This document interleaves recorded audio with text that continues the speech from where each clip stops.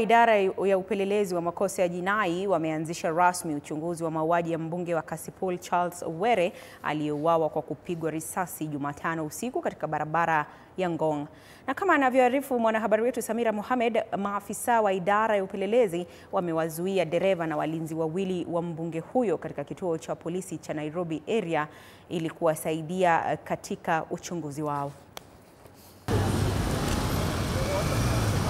Maafisa wa idara ya upelelezi wameanzisha rasmi uchunguzi wao katika kifo tatanishi cha mbunge wa Kasipul Charles Owere aliyeuawa kwa kupigwa risasi na watu wasiojulikana.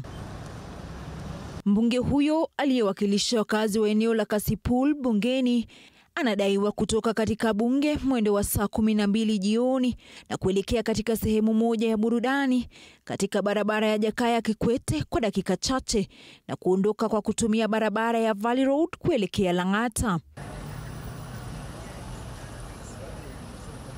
Owere anadaiwa kuuawa kwa kupigwa risasi katika barabara ya Ngong na watu wawili waliokuwa wameabiri bodaboda, ambapo mmoja wao alishuka kwenye bodaboda hiyo na kuelekea hadi upande wa gari alikoketi mbunge huyo kabla ya kumfiatulia risasi 6 zilizosababisha kifo chake mwendo wa saa 1:30 usiku. Pindi tu alipopigwa risasi mbunge huyo, walinzi wake wawili na dereva wake walipeleka hadi hospitali ya Nairobi ambapo mbunge huyo walifariki na kupelekwa katika makafani ya Lee ambapo mwili wake umehifadhiwa.